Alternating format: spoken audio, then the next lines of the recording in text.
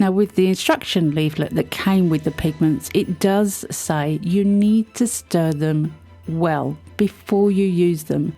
And it did become apparent why. They kind of split like a oil on top of the colour.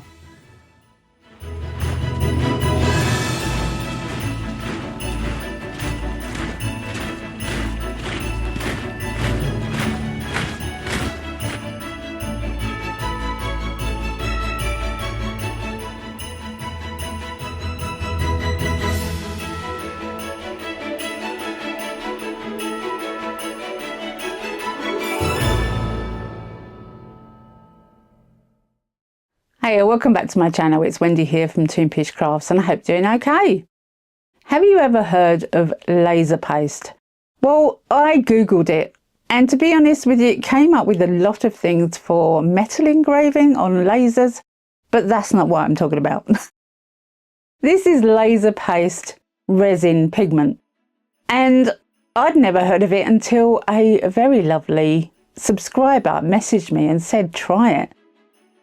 I had to. When I figured out what it was and how I could get hold of it, I had to try it. So let's have a look at what it is and what it does.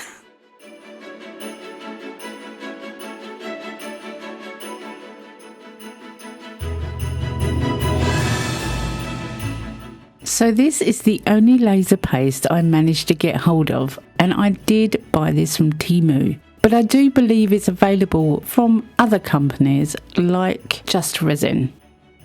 So what is laser paste? Well, it's basically a highly concentrated pigment paste that contains glitter to create dazzling, iridescent and often holographic effect, according to Google. As to how it works, the paste is concentrated opaque pigment with finely ground glitter that dissipates throughout the resin. Feel free and pause this so you can read more. And on Just Resin's site, it gives you good instructions on to how to use the pigments. I bought 7 different colours. There are a few more available, but these are basically the prime colours that I wanted to try. And as I said, I got them from Temu. I will put the link in the description box below, but I'm sure there are other places that sell them. I just can't get them here in the UK. That I know of anyway. Now with the instruction leaflet that came with the pigments, it does say you need to stir them well before you use them. And it did become apparent why. They kind of split like a oil on top of the colour. Especially with the third one that looked brown and was actually a really vibrant blue. But it did take quite a bit of stirring to figure out that that's what the colour should be. And a lot of it was stuck at the bottom. Now I'm using acrylic lolly sticks and I find them to be really good for resin because they wipe clean really easily with a baby wipe and you can use them over and over. And with silicone they really work well too. This purple one was a different brand than the other ones and it was really quite solid, very difficult to stir.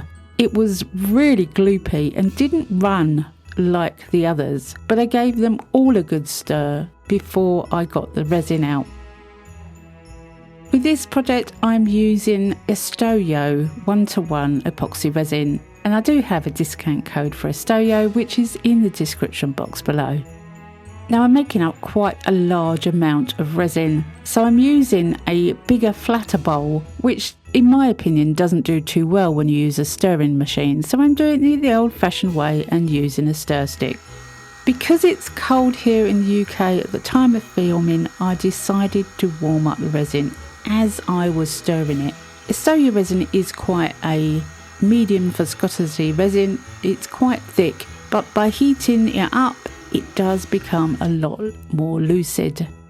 Once I'd done all the stirring, it was ready to divide my mixture into smaller cups for the laser paste to be added. To start with, I'm going to mix up 3 different colours. I'm going to try this beautiful copper. I don't know how much to put in, so I'm only putting a small amount, but that's what I've read. You don't need a lot of this pigment in resin. And the colour seems to be absolutely gorgeous of this copper one. I think it might be classed as gold, but to me it's copper. Maybe it's a rose gold. What would you call that? I'm not too sure, to be honest. But whatever I call it, it's got lots of different colours in there, not just the one. Moving on to the second one, and obviously I'm going to go with the purple. This is the darker purple one, the one that is more flowy than the stiff one. Now I have noticed that they're actually quite thin. I don't know whether all laser paste products are going to be the same. I've only tried these ones, but they do look to be quite translucent. But it's the glitter dissipation that I'm really interested in. Moving on to the black, and I'm hopeful this one might have a little bit more pigment in it. And it's definitely black and it's definitely sparkle. And to be honest with you, the sparkle looks quite coppery, quite gold. And I really, really liked that. So once I've mixed in my 3 different colours that I'm going to put in one resin mould, I get out my very small bowl mould. I have a couple of really inexpensive bowl moulds, but they are on the smaller side. They're like more of a plant pot type size. And again, my mould is really cold because of the cold weather. This is early in the morning when the heating hasn't kicked in very well. So I'm heating it with a heat gun to give this mould a nice warm feeling for the now really nice warm resin. I'm putting in the 3 colours. Sorry, I was a little out of shot there, but when I realised I do move it back into the shot. And I'm just dividing these 3 colours into this mould. As I'm trying these pigments out, I want 3 separate colours in this mould so that we can see the 3 separate colours. Now I haven't waited for this resin to warm up. I did warm it a little with a heat gun to give it a little bit more viscosity, a little bit more movement. But I haven't waited 20 minutes or 30 minutes or anything to get these colours to separate. I'm fully expecting them to blend in the mould. That is perfectly fine, but I do want to see what these colours are like, what these laser paste colours are like. Those of you who have ever tried to put glitter into resin know that most glitters sink. There are ways to prevent that, such as leaving your resin to cure up slightly and stirring it again, or adding glue apparently. But what if this was a fantastic, easier option? Now obviously, red is a really hard colour, and to me this red looks a little pink. We'll have to wait until it's all done before we can pass judgment, I think. And now the light blue, a really, really, really lovely light blue. This is the one that looked brown before I gave it a good stir. I know I'm a purple girl, but I also like red and blue. And obviously red and blue make purple, so it's the colour chart that I'm attracted to. By the way, if you're enjoying this content or find it useful, don't forget to press that subscribe button. It doesn't cost anything, you don't have to be a YouTube member, and it will really help my channel out.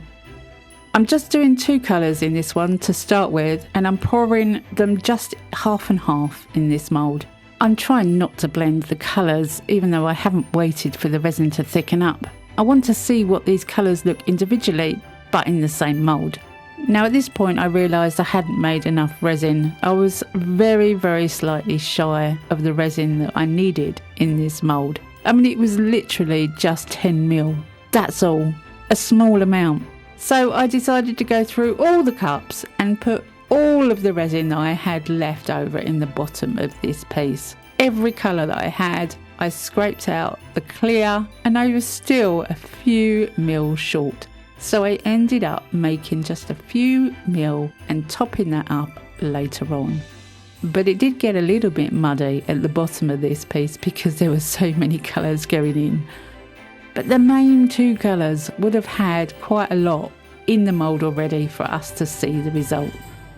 So I couldn't see that it was that much of a problem.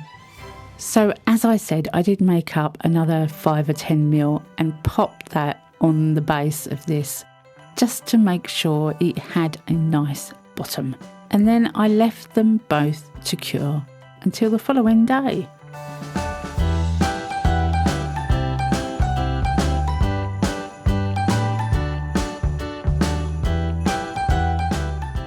So the following morning, I was really excited to demould these bowls and see what we had. The first impressions of the glitter on top, the sparkliness of the pigments, is really quite appealing.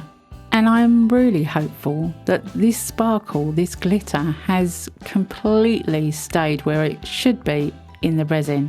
And yes, it looks like the dissipation of sparkle throughout the resin is absolutely spot on, without any glue, without worrying that you have to wait for the resin to solidify a bit before putting the glitter in, making sure you're stirring, adding bubbles. This is simple and very effective, and I am really impressed with that. I've got to be honest, hands down, the dissipation of the sparkle is 100% accurate. Absolutely beautiful. So those first 3 colours were spot on, they stayed separate and they were stunning. Let's have a look at the one that had a muddy bottom, but I was hopeful for the red. And the red does look quite red. It does have a pinkish tint to it, very slightly, but it is red and it is dissipated. That sparkle is stunning. Now, obviously we've got a muddy bottom because of the amount of colours I put in the bottom, but that really stuns me how well that paste worked. But as I said before, it is quite translucent. You can see through it. They are not thick pigments.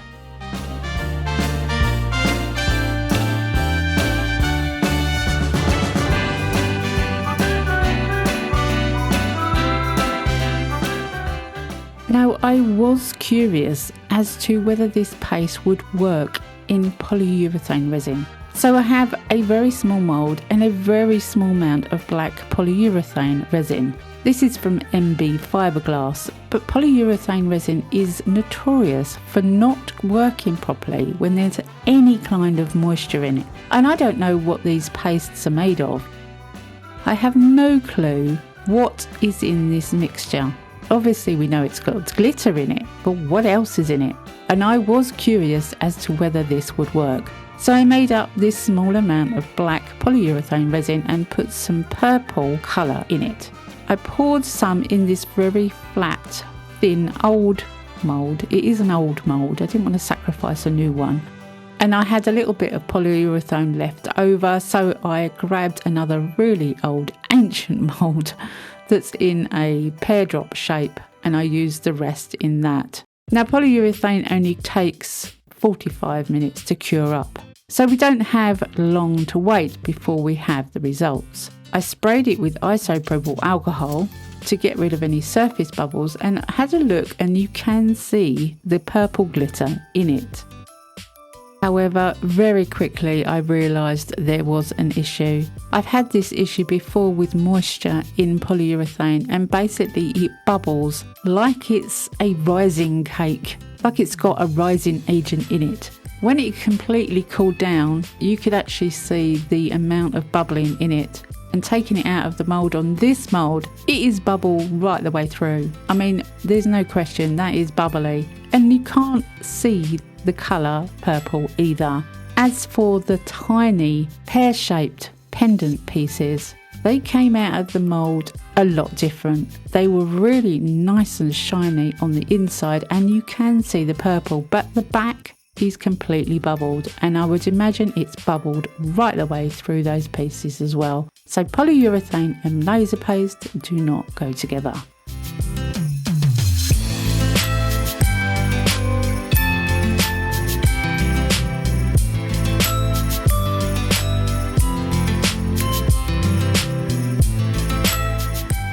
Now, as these particular laser paste pigments were very translucent, I decided to do the same kind of thing again with a little bit more made up resin this time.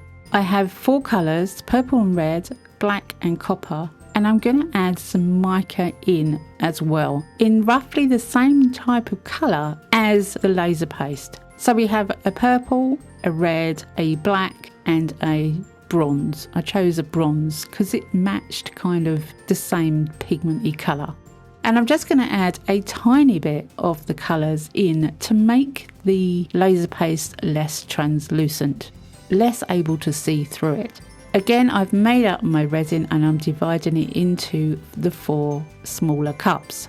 I did make about 20ml more than I did the previous time, just to cover my inadequacies. I'm dividing the resin into the 4 cups, not equally, just randomly, but I do know that both of these moulds are roughly the same size, so even though they are different shapes, they take roughly the same amount of resin. After weighing the original pieces, they are roughly the same amount of resin. So I'm putting a little bit of the colour of each of the ones that I've chosen into the mixing containers, just a smidge, that's all, just a little dust. Once a dusting of mica has been put into the cups, then I'm going to dribble in some of the beautiful laser paste. First the purple, then the pinkish red. It is only very slightly on the pink side, but it does frustrate me, like most reds do. The black with its coppery bronze type glitter effect in there, it's very, very beautiful. And then obviously the coppery bronze. Then obviously I have to give each colour a good stir. I'm not going to bore you with the whole stirring scenario, but believe me, they all got a really good stir. And when I was ready, I'm going to pour the red and the purple into the taller sided mould with less of a thick base. And I'm going to swirl these colours just in left and right motions with my hands so that you get a different variety of the colour mixing. It's not going to be a standard block colour. This time it's going to be slightly mixed. I don't want a complete mix. I don't want a complete blend. I just want it to be different. Once I was happy with the purple and the red, then it's time for the bronze and the black. And I do think these 2 colours work so well together. A vibrant, bright bronze with a dark, bronzy black. Again, I just moved my hands from left to right to get different variety of the colour in the mould. And I have the right amount of resin. A little bit left over that went in my leftover jar. Other than that, perfect. And I left them to cure overnight.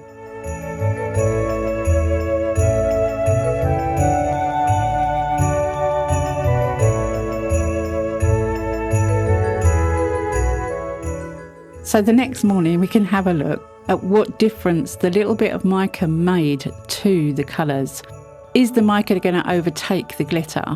I think, to be honest with you, from what you can see before it's demoulded, it worked really well. But what do you think? Those 2 colours, the red and the purple, really go beautifully together. I love those colours and the glitter worked fantastic in my opinion. Very sparkly. That red is now stunning with the red mica, and the purple is just absolutely beautiful. The way the colours swirled and the effect from that glitter, 100% dissipation throughout the entire piece. Beautiful. Moving on to the black and copper, black and bronze. And I'm excited for this one. This is my favourite shape bowl, I've got to be honest. I like the bulbous bit at the bottom. I do like these shapes of bowls. And I think that worked absolutely beautiful. The black and the bronze together just works. The glitter is, again, 100% throughout the entire piece, with no fuss, with no effort. And I think this is a success. And thank you so much to the person who suggested this. Looking at the 2 together, you can see the difference in colour when there's a little bit of mica and when it's just the paste. It's very translucent. You can see through it when it's just the laser paste. And the difference in the red is definitely there, the pink on the left and the red on the right. But it is dependent on what you are looking for. With a little bit of mica, I think these work fantastic. And even without mica, they still work beautifully. They do have a colour to them. They're just really see-through. Absolutely wonderful. Now I think in the future, when I need to put glitter into something, as long as it's not polyurethane resin, I'm going to go grab the laser paste and use that, because the dissipation of glitter is there. No fuss, no glue, no waiting for the resin to cure. It's there.